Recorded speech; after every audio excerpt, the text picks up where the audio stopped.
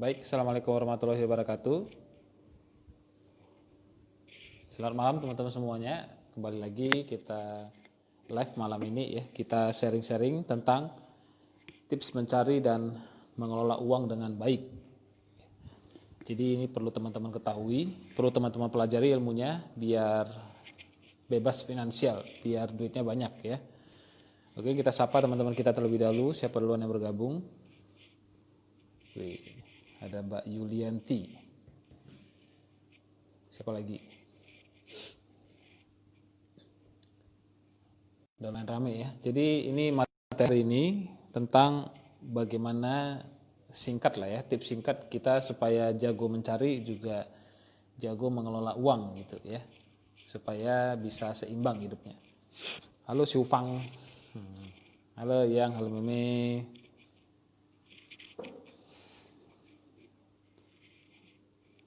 Ada Mbak Fatimah Aisyah, ada Mas Fahmi Jabar CBR ya, ada Ahwan di Putri. Oke, selamat malam. Hari Minggu Ahad, seharusnya lagi waktu bersantai bersama keluarga ya, tapi teman-teman ikut live hari ini belajar ilmu bisnis, belajar ilmu jualan ya. Mudah-mudahan bisnis teman-teman bisa melejit, bisa sukses gitu ya. Halo Bunda Oti, Papi Siufang keren. Siufang itu nama ibu saya ya.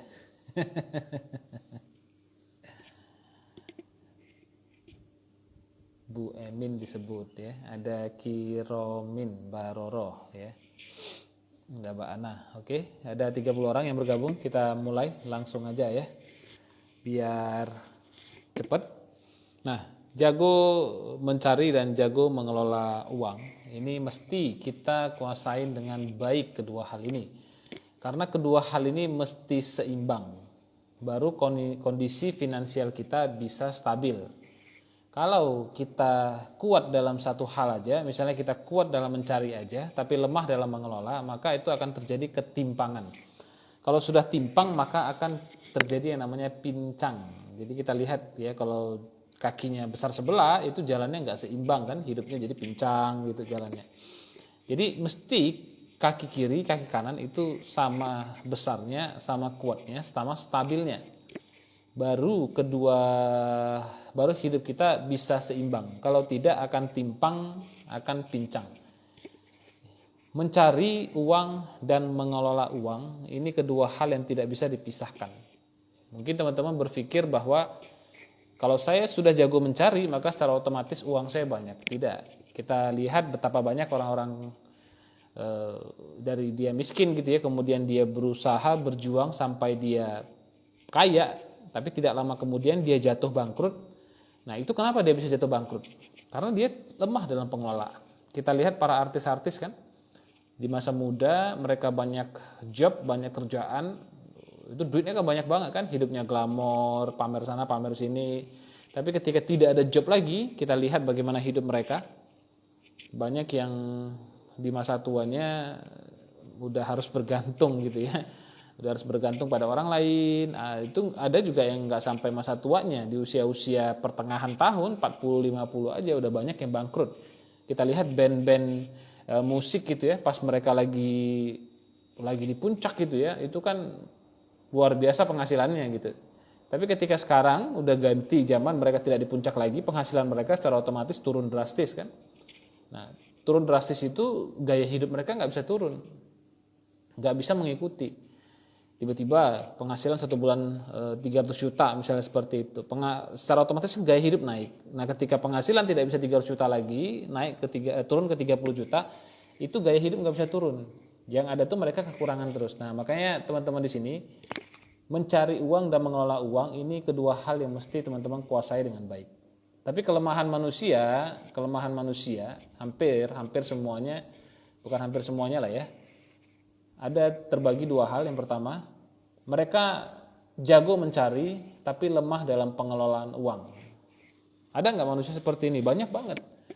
Dia jago banget mencari tapi lemah dalam pengelola.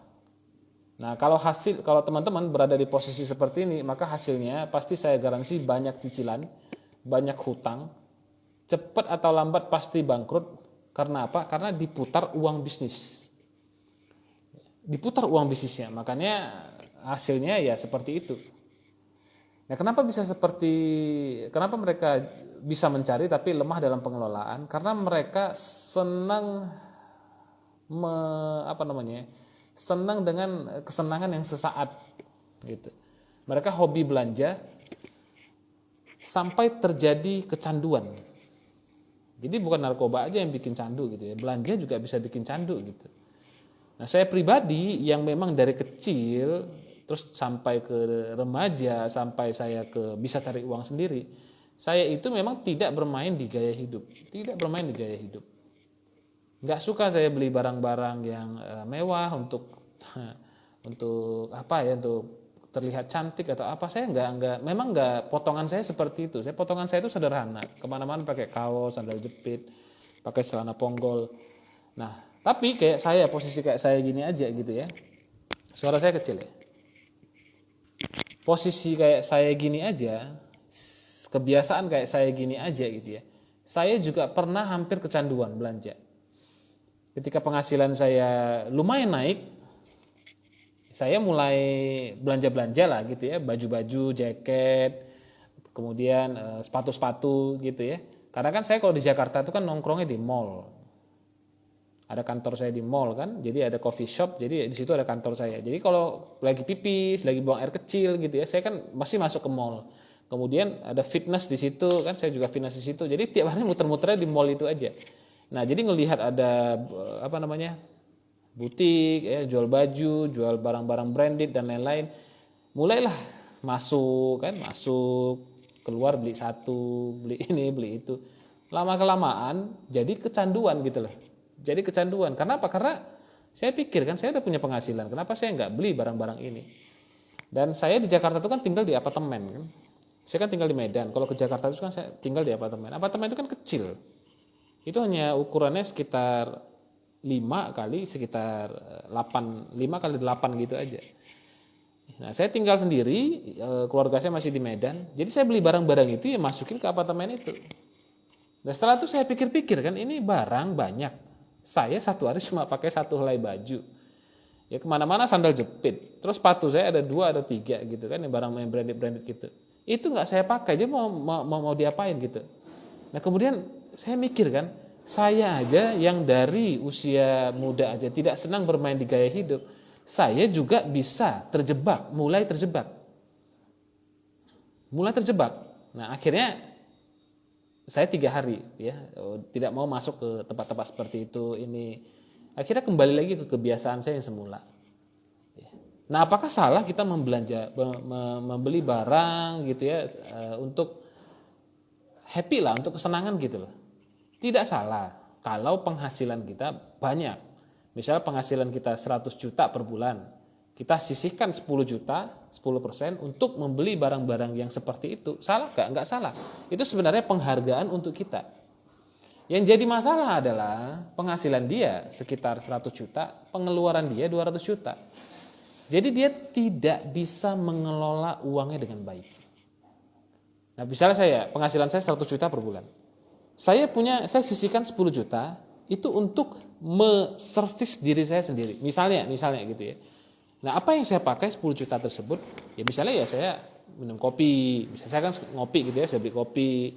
Atau ya mungkin saya ada baju satu saya beli gitu. Atau pokoknya ada barang-barang yang saya suka, saya beli. Tapi intinya itu dari 100 juta ini pengeluaran saya untuk gaya hidup hanya sekitar 10 juta. Nah, ketika penghasilan saya naik jadi 1 miliar, saya punya berapa persen untuk ke gaya hidup? 10%, 100 juta. Nah, kalau penghasilan kita 1 miliar, pengeluaran kita hanya 100 juta, kita masuk dalam kategori sangat-sangat berhemat. Sangat-sangat berhemat.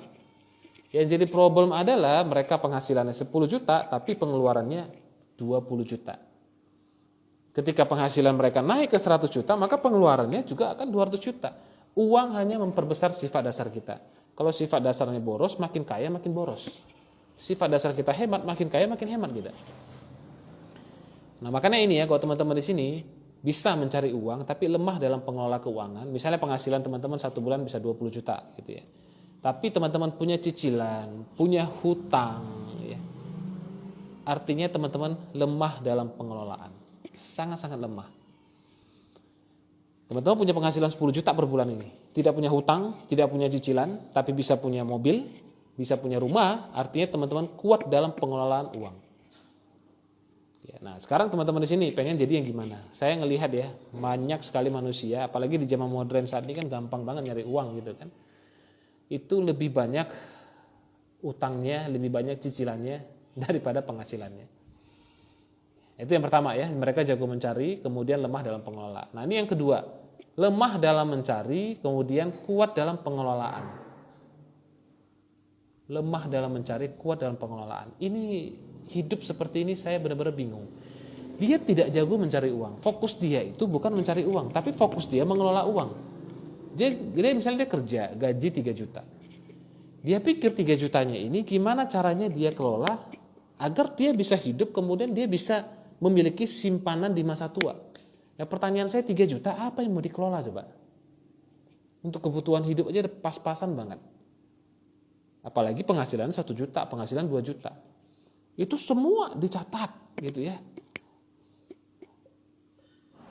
Saya heran kalau kondisi seperti ini gitu ya. Nggak ada uang apa yang mau dikelola gitu. Nah misalnya hidupnya itu semuanya serba irit.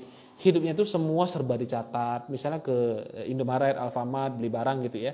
Kemudian ada tukang parkir kan. Biasa parkir sekarang 2.000 gitu ya. Dikasih, ditawar lah sampai 500 perak atau 1.000 perak gitu ya. Sampai berdebat gitu. Kadang ketemu tukang parkirnya mau datang dia langsung kabur gitu. Oke lah sampai terjebak lah. Dikasih tukang parkirnya 2.000. Sampai di rumah dicatat. Tukang parkir tadi 2.000, ini berapa, ini berapa. Semua pengeluaran 1 bulan itu dicatat sedetail-detailnya. Nah kemudian setelah ditotal 2,7 juta. Uangnya udah habis semua, sisa 300 ribunya kemana? Dipikirkan. Akhirnya setelah dipikirkan selama berjam-jam, nggak ketemu juga 300 ribunya hilang kemana. Yang ada hasilnya apa? Stres. Menurut saya gitu ya, daripada energi kita habiskan dalam pengelolaan uang yang uangnya sangat-sangat pas-pasan, lebih baik kita fokuskan bagaimana caranya bisa menambah income. Nah ini bahaya banget itu kalau teman-teman lemah dalam mencari, tapi jago mengelola. Uangnya nggak ada, apa yang mau dikelola coba? Penghasilan masih di bawah 10 juta, nggak usah dipikir kelola dulu deh. Nggak usah dipikir kelola dulu. Ya penting kebutuhan hidup teman-teman itu tercover semuanya. Kebutuhan hidup itu maksudnya apa? Makan yang bergizi.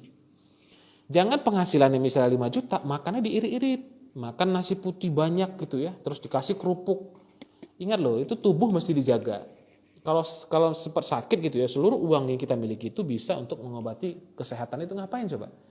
Jadi teman-teman penghasilannya 5 juta, fokus pada kebutuhan hidup. Makan yang bergizi, makan ikan, misalnya makan daging, makan sayuran, makan buah-buahan, habisin di situ semuanya, habisin. Nggak usah dipikirin lagi gimana cara saya penghasilan 5 juta ini bisa saya simpan jadi 5 miliar, tidak bisa, tidak bakalan bisa. Nggak bakalan bisa. Karena kalau saya ini kan kepala rumah tangga gitu kan, ngasih ke istri saya belanja. Udah tahu itu hitung-hitungannya kan. 3 juta hidupnya bisa seperti ini, 5 juta hidupnya bisa seperti ini kondisinya. Lebih banyak uangnya, misalnya 10 juta per bulan untuk belanja gitu ya, lebih mewah lagi, buahnya lebih banyak, makannya lebih mewah gitu ya, istilahnya ikannya lebih segar dan lain-lain gitu.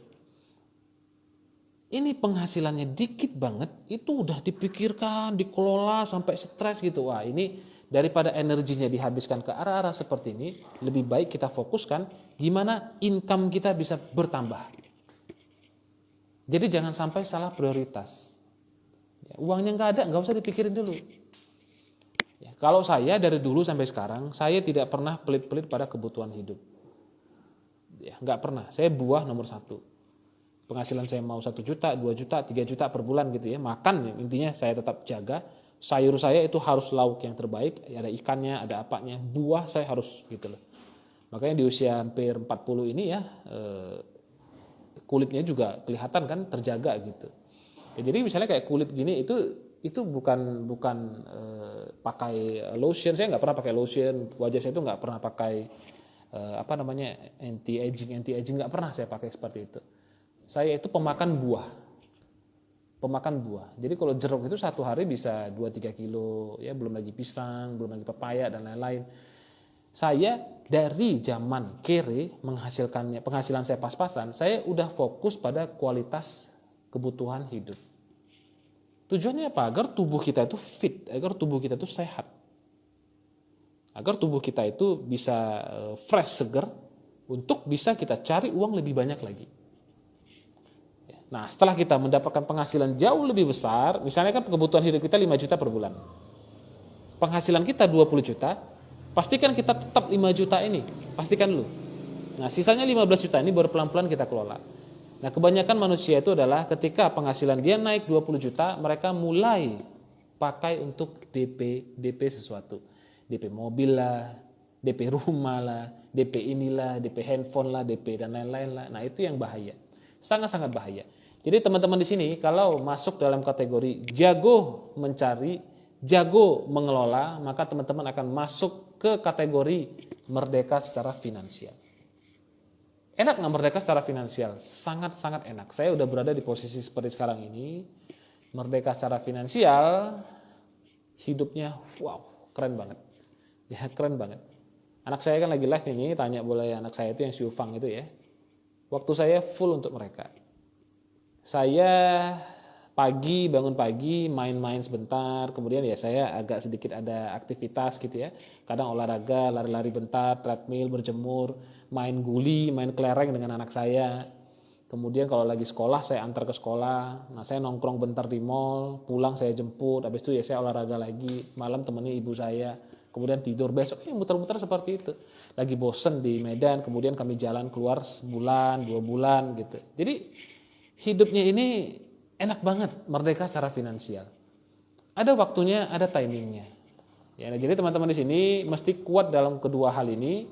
Nah, oke, kita masuk ke materi yang utama. Gimana kita bisa jago dalam mencari? Gitu ya. Jago dalam mencari uang. Yang pertama, teman-teman wajib bisnis. Wajib. Karena kalau teman-teman di sini hanya kerja gitu ya, kemudian penghasilannya sekitar 2 juta, 3 juta gajinya, maka sampai kiamat pun teman-teman tidak bakalan bisa banyak uang. Wajib bisnis, wajib. Sangat-sangat wajib. Sangat-sangat wajib. Ya. Nah, jadi teman-teman di sini kalau misalnya mau bisnis gitu ya, masuk ke dalam tahap mikir-mikir, maka sampai kiamat pun tidak bakalan punya bisnis. Tidak bakalan punya bisnis. Jadi saya perhatikan gitu ya, mereka mau berubah, mau secara finansial bagus, mau tambah duitnya, mau jadi orang sukses, mau jadi orang kaya. Tapi disuruh mulai bisnis, mikirnya itu kebanyakan. Nanya terus. Nah, saya kalau ketemu dengan orang seperti ini, saya udah langsung bisa mengira. Berat untuk orang ini sukses. Karena untuk bisa jadi pengusaha, agar income-nya banyak, kuncinya itu yang pertama harus action. Kalau nggak action, apa yang mau dimulai coba? Saya di Instagram ini, tiap hari ada yang nanya saya, gimana cara mulai bisnis? Gimana cara mulai bisnis? Di DM saya kan. Saya kasih tahu caranya. Dia tanya, modalnya berapa? Modal saya cuma ada sekian. Bisa dengan modal sekian di bawah 1 juta? Bisa. Diajarin jualan. Kalau rugi gimana? Saya balikin 100% uangnya. Nanti saya tanya ibu saya dulu ya. Saya langsung bilang, gak usah kamu tanya lagi. Saya tidak bakalan nerima kamu. Banyak nanyanya gitu kan. Banyak nanya, actionnya gak ada. Itu masih masuk dalam kategori apa? Full talking, little action lah. NATO gitu ya. No action talk only gitu loh. NATO gitu. Padahal kalau kita mau sukses tuh mesti fast kan, cepet. First action, stop talking. Ini nggak nanyanya gitu ya. Saya takut rugi, dikasih garansi nih. Udah, saya kasih garansi, kalau misalnya kamu tidak sukses, saya kasih kamu uangnya 100% uang kembali. Itu apa ada resiko? Gak ada resiko sama sekali. Itu juga takut untuk memulai. Nah, ini kategori benar-benar saya jengkal, ini masih kelingking saya. Ini nggak bakalan bisa berhasil. Saya kalau chatting sama orang seperti itu paling males sudah, paling males. mereka masuk kategori kasta paling bawah.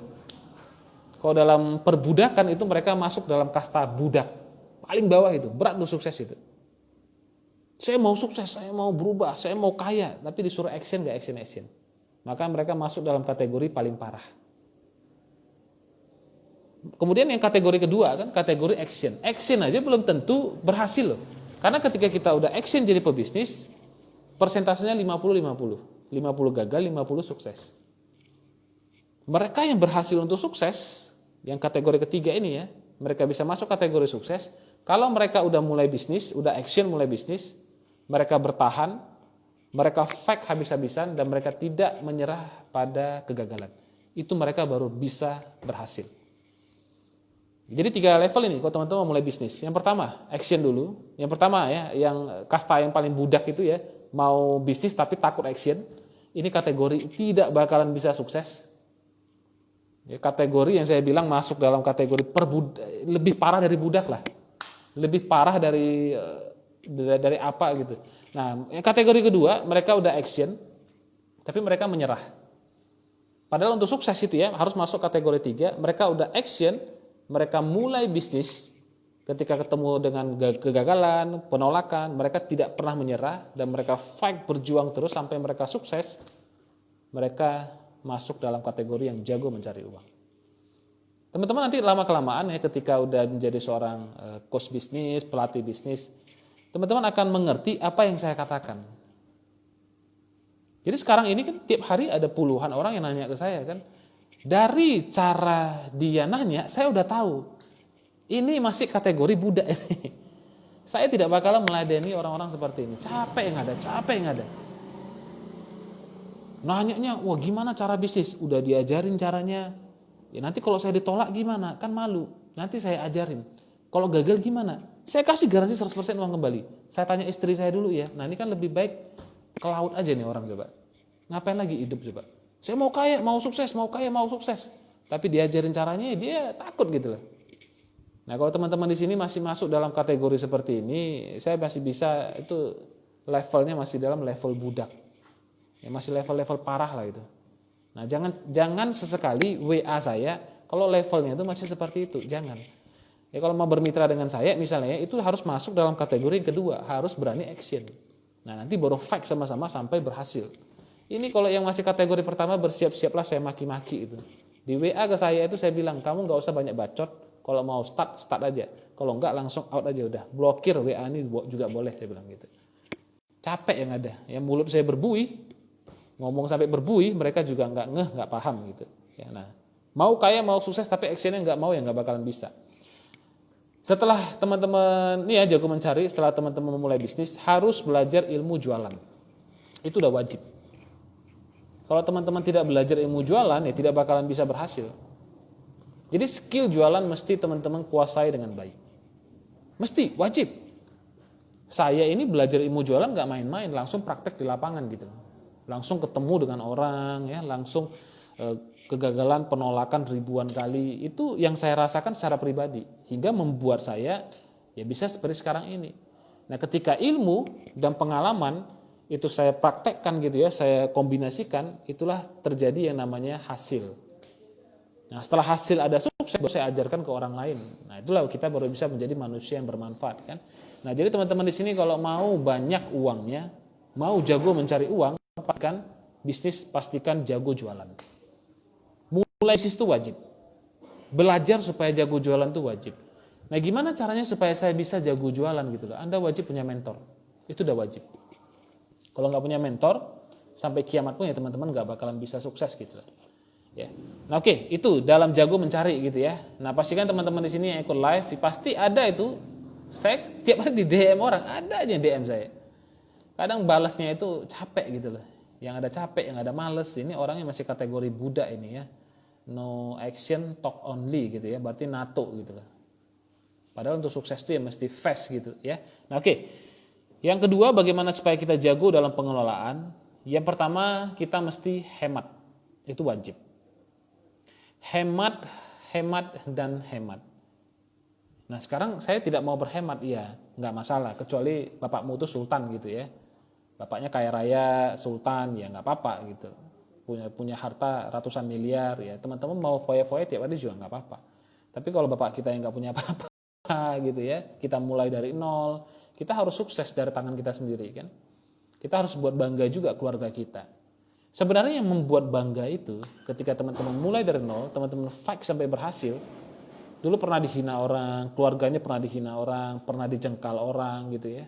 Kemudian fight sampai berhasil, itu adalah kebanggaan yang tidak ternilai. Loh kok tahu ya? Saya merasakan kan. Saya merasakan. Ayah saya dulu bekerja sebagai seorang pimpinan, itu gajinya lumayan. Terpandang ya lumayan, dipandang orang. Kalau di daerah perkantoran itu ya, kami kan ada perusahaan besar, ayah saya itu tinggal di komplek, kami tinggal di komplek itu. Karena ayah saya pimpinan, ya kami dipandang kan, hidupnya itu dipandang. Ketika ayah saya sakit, gak bisa kerja lagi, pulang kampung, tidak ada yang mandang lagi. Karena tidak ada pemasukan, ya dihina-hina kan, keluarganya ini miskin, kere, melarat gitu ya. Saya ya hidup dalam puluhan tahun kondisi seperti itu.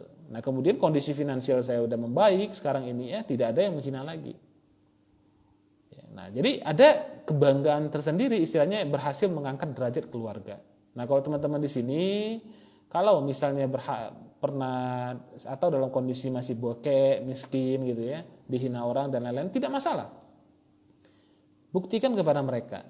Teman-teman juga bisa sukses. Gimana caranya? Harus jago mencari uang, harus jago mengelola dengan berhemat dulu. Tidak perlu kita beli barang untuk pamer kepada orang-orang lain. Tidak perlu, sabar dulu. Sabar. Setelah hemat, kunci kedua itu sabar. Ada waktunya, ada timingnya teman-teman cukup teman-teman beli barang dan barang itu jadi receh. Jadi sampai 3 level gitu ya. Yang pertama itu hemat. Jangan boros-boros dulu. Hemat ini masuk dalam kategori teman-teman bisa punya penghasilan 20 juta, pengeluaran kebutuhan 5 juta. 15 jutanya ini mungkin sebagian teman-teman bikin save tabungan sendiri gitu ya. Sisanya untuk diputar ke bisnis lagi biar bisnisnya makin besar. Kan jago mengelola kan, berhemat dulu. Kemudian sabar. Kadang kan kita gini, penghasilan 20 juta, kemudian pengen ini beli mobil cepet-cepet. Agar apa? Agar tetangga-tetangga kita selalu lihat kita. Jangan dulu, sabar. Sabar dulu. Ini banyak orang gak sabar. Hingga pada akhirnya apa? Wah, yang penting saya kelihatan oke deh. Yang penting saya kelihatan kaya deh. Yang penting saya kelihatan keren. Mau nyicil gak apa-apa. Ini bahaya. Dia pakai uang bisnis, kemudian untuk bayar cicilannya, ketika bisnisnya lagi drop, apalagi zaman corona ini ya, dia tidak bisa bayar cicilan, akhirnya mobilnya ditarik, kembali lagi dia terhina. Karena apa? Karena itu, dia tidak bisa bersabar. Ada waktunya kita pengen beli mobil Avanza misalnya ya. Avanza itu jadi receh bagi kita. Ada kalanya.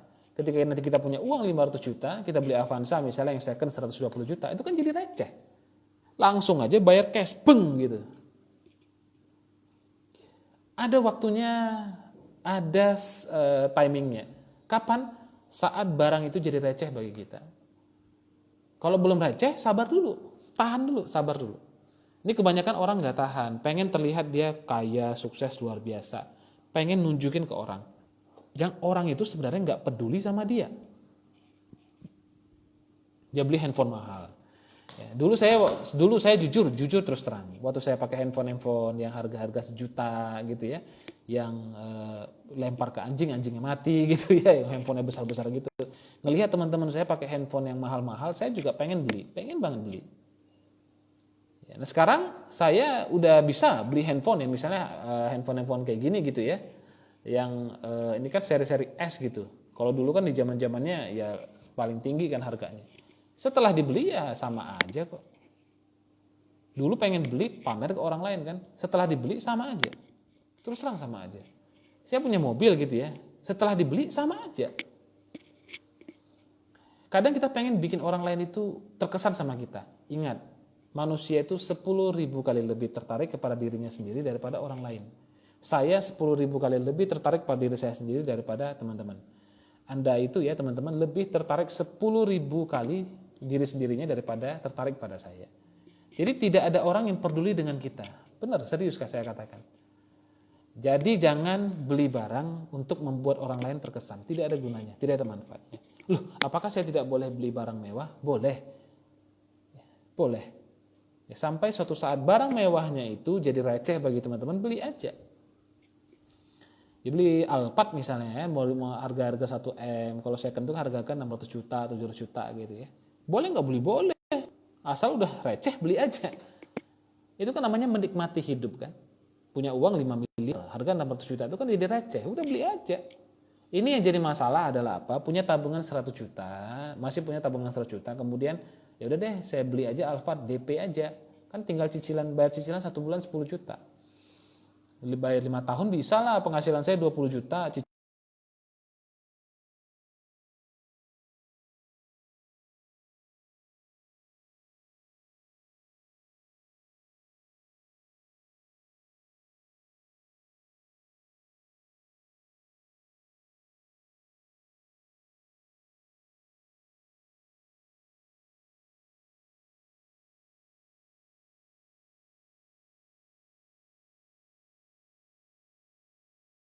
Dia stuck, dia makin turun. Makanya teman-teman di sini ya, itu masuk dalam kategori bahaya. Jadi kalau belum receh itu barang, tahan dulu, jangan dibeli dulu. Nah, kalau teman-teman udah masuk dalam kategori jago mencari, jago mengelola, maka teman-teman akan masuk dalam kondisi merdeka finansial. Ya, oke, itu saja live kita hari ini, teman-teman. Putus-putus ya, udah putus-putus, ini udah habis ini ya. Udah habis.